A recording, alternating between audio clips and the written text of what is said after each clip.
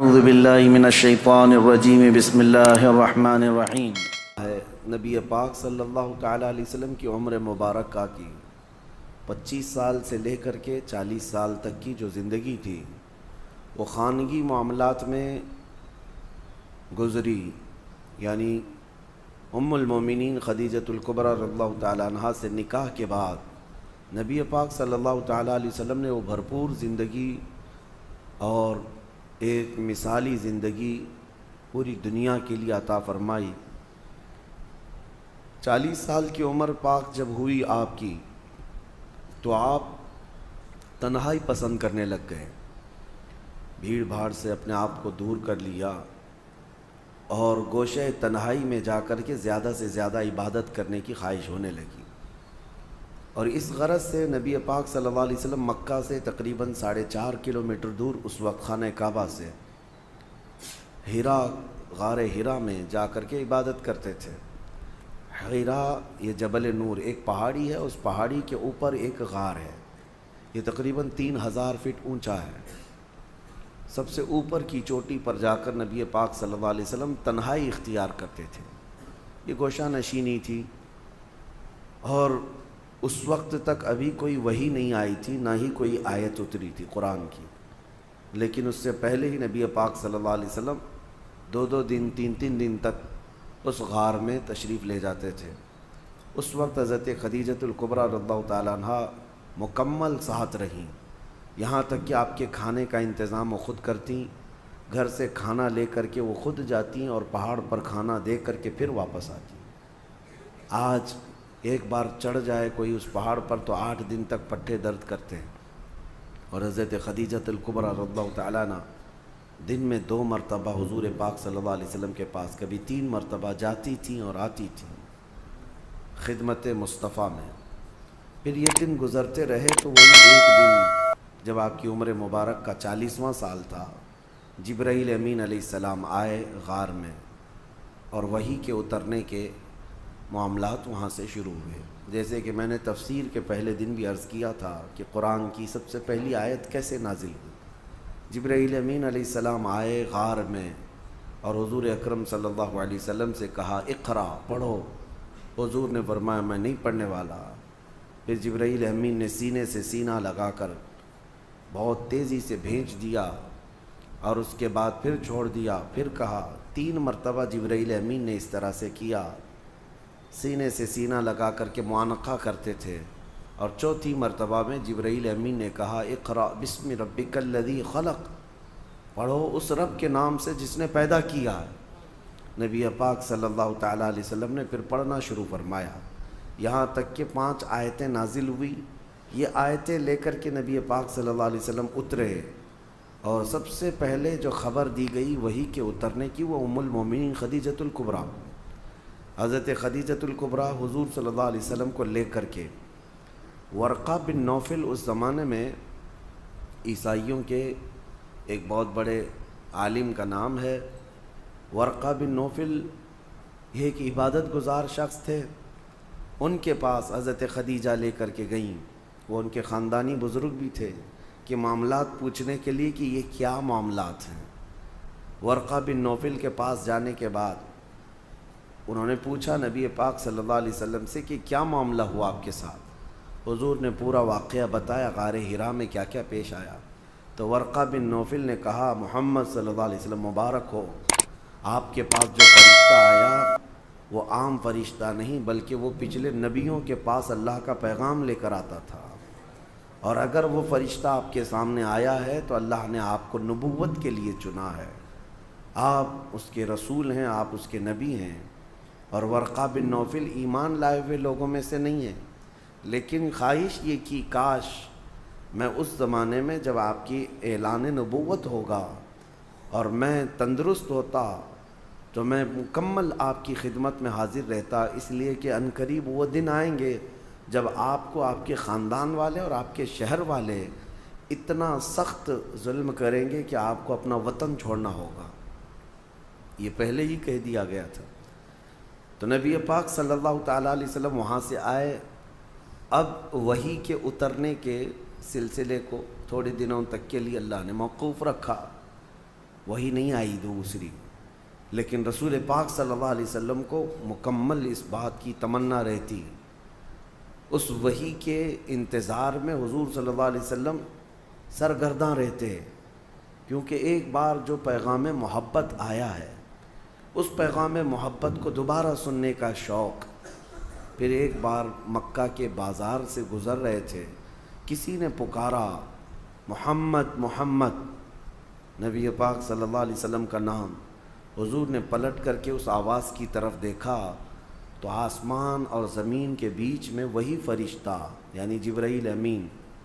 وہ اتنی بڑی شکل میں کرسی پر براجمان ہے۔ نبی پاک صلی اللہ علیہ وسلم نے پہلی مرتبہ یہ منظر دیکھا جبرائیل کو اس حالت میں، تو اس کے بعد آسمان اور زمین پورا اس فرشتے سے بھر گیا ہے، جبرائیل امین سے۔ پھر نبی پاک صلی اللہ تعالیٰ علیہ وسلم گھر تشریف لائے اور پھر اس وقت کہنے لگے زمیلونی زمیلونی، مجھے چادر اوڑھاؤ، سخت ٹھنڈی لگ رہی ہے۔ جسم کے اندر وحی کے اترنے کے جو آثار تھے، وہ پوری باڈی شیک ہوتی تھی۔ اس کے بعد آپ گھر میں لیٹے تھے، اسی حالت میں جبرائیل امین نے 19 آیتیں لے کر کے حضور اللہ تعالیٰ کی طرف سے پہنچایا، یا ایھا المدثر قم فانذر وربک فکبر۔ یہ آیتیں تھیں، اللہ تعالیٰ نے اپنے نبی کو مدثر کہہ کر پکارا، اے مدثر اٹھو، قم فانذر، لوگوں کو اللہ کا خوف دلاؤ، وربک فکبر، اور تمہارے رب کی تکبیر بلند کرو، اللہ اکبر کہو۔ پھر یہاں سے احکام شروع ہوئے۔ اب نبی پاک صلی اللہ تعالیٰ علیہ وسلم کو باضابطہ حکم ہوا کہ آپ اپنی قوم کے سامنے اعلان فرمائیں،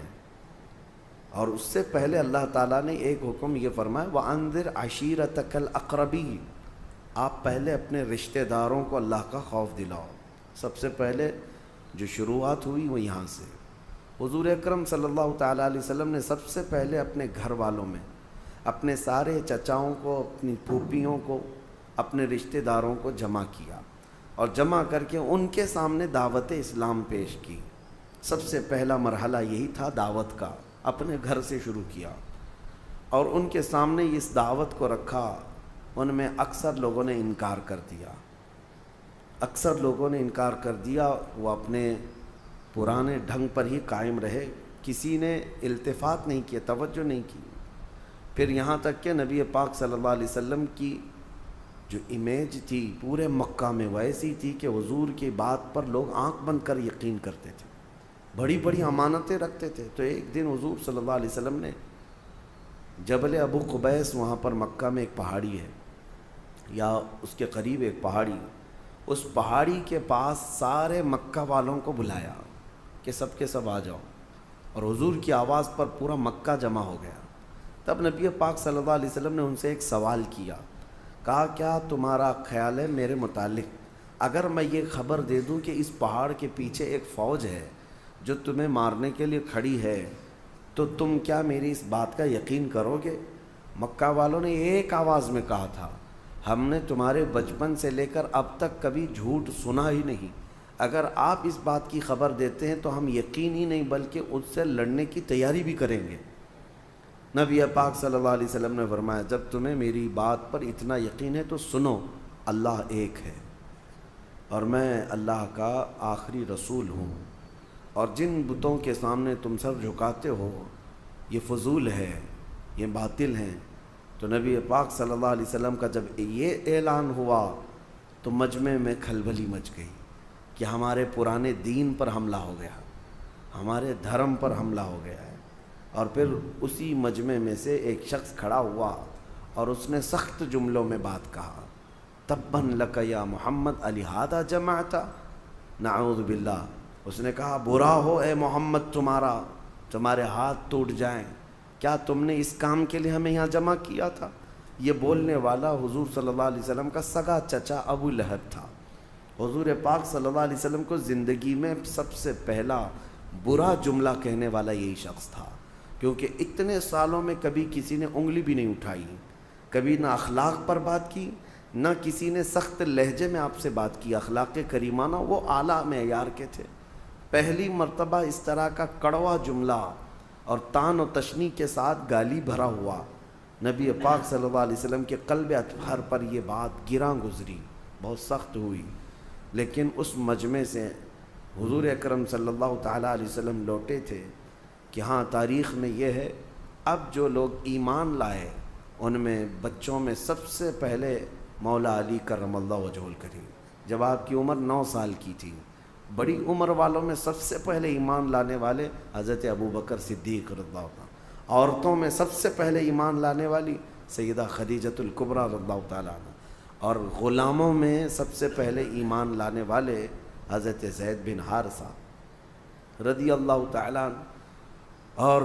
حضرت بلال حبشی رضی اللہ تعالیٰ عنہ کا بھی نام ہے۔ یہ لوگ سب سے پہلے ایمان لانے والوں میں ہیں، سب سے پہلے جو لوگ ایمان لائے۔ اب یہ وہ لوگ تھے، اس میں حضرت ابوبکر، حضرت خدیجہ کو چھوڑے تو باقی تو سب ان کے حالات ایسے نہیں تھے کہ وہ پورے مکہ والوں سے پنگا لے لیتے، مقابلہ کر سکتے۔ کمزور لوگوں سے دین شروع ہوا، اور جو لوگ شروع میں اسلام میں داخل ہوتے تھے وہ غریب صحابہ تھے، کمزور تھے، لیکن ایمان اتنا مضبوط تھا کہ ہر مصیبت کے لیے وہ ڈٹے رہتے تھے، ہر بڑی سی بڑی مصیبت کو فیس کرنے ویڈیو کو کو لائک تیار کر تھے۔ کے شیئر ضرور کر دینا۔